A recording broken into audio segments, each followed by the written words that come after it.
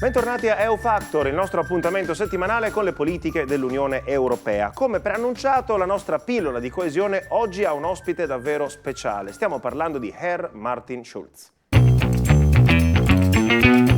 Tedesco, 67 anni, Schulz ha servito per 2 mandati come presidente del Parlamento europeo, restando in carica 6 anni, dal 2012 al 2017. Nel 2018 si è dimesso da presidente del suo partito, l'SPD, chiudendo la carriera politica, ma continua a partecipare a eventi e conferenze sullo stato dell'Europa, sulle sue condizioni e sulle sue prospettive future.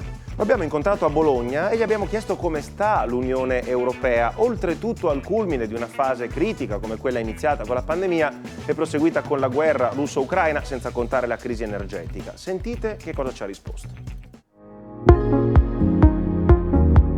The pandemic situation and also the war in Ukraine shows that we are strong. La pandemia e la guerra mostrano che l'Europa è forte quando è unita. Tutti coloro che sognavano di dividerci ora restano in silenzio perché vedono che la nostra miglior difesa sul piano politico, sociale ed economico è proprio la nostra capacità di stare insieme. And also of European economic power is to stay together.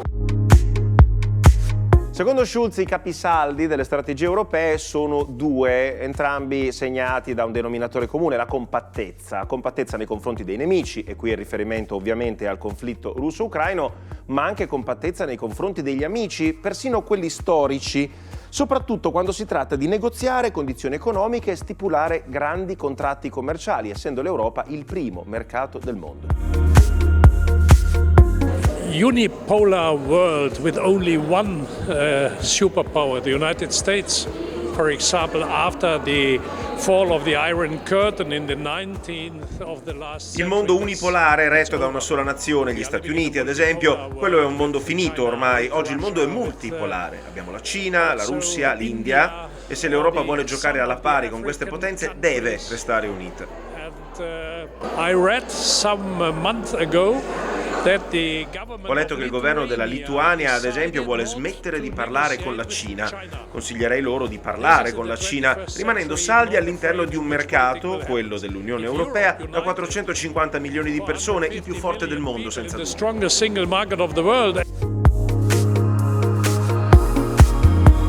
Il caso più recente è quello dei rapporti con gli Stati Uniti, storicamente ottimi per l'Europa, ma segnati di recente dalla strategia aggressiva varata dal governo Biden dal punto di vista economico. Gli Stati Uniti hanno lanciato un piano di sussidi che di fatto serve ad attrarre investimenti anche europei sul territorio americano e quindi di fatto un accordo di tipo concorrenziale. Uno spunto che Schulz coglie per ribadire l'importanza del rendersi autonomi persino da alleati affidabili come quello americano, appunto. Il nuovo fronte è quello aperto già da Mario Draghi nell'ultima fase del suo governo, quello di un investimento collettivo per una strategia di difesa militare tutta europea.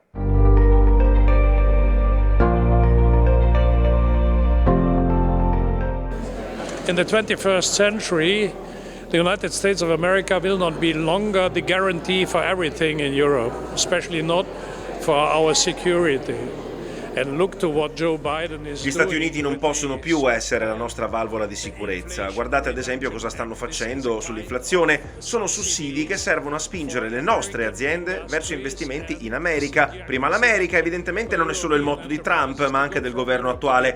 La nostra risposta sempre la stessa: siamo forti se stiamo uniti, anche più forti degli Stati Uniti forse, soprattutto se sapremo unirci pure nelle forze di sicurezza per non dipendere più dalla protezione americana. United, and if we are united, we are perhaps stronger than the United States.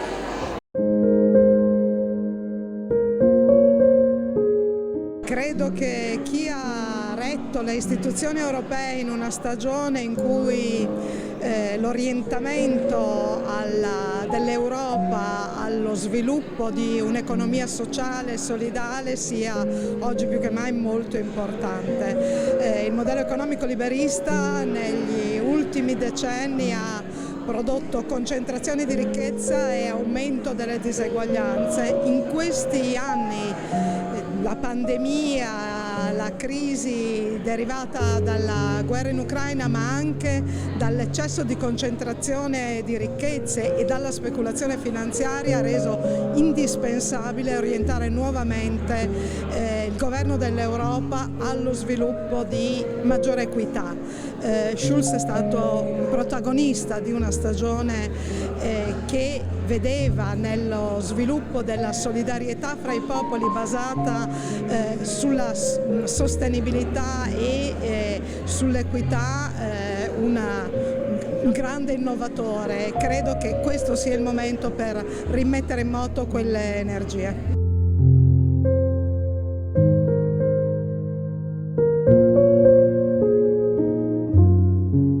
Ringraziamo Martin Schulz per aver accettato il nostro invito, speriamo di rincontrarlo più avanti nel corso delle nostre pillole di coesione e adesso ci proiettiamo verso il futuro, ossia verso l'approfondimento a cui legheremo le nostre pillole per le prossime 2 settimane. Come sapete, il committente del progetto EU-Factor è il mondo cooperativo, un mondo che da sempre crede moltissimo nell'europeismo e nei finanziamenti europei.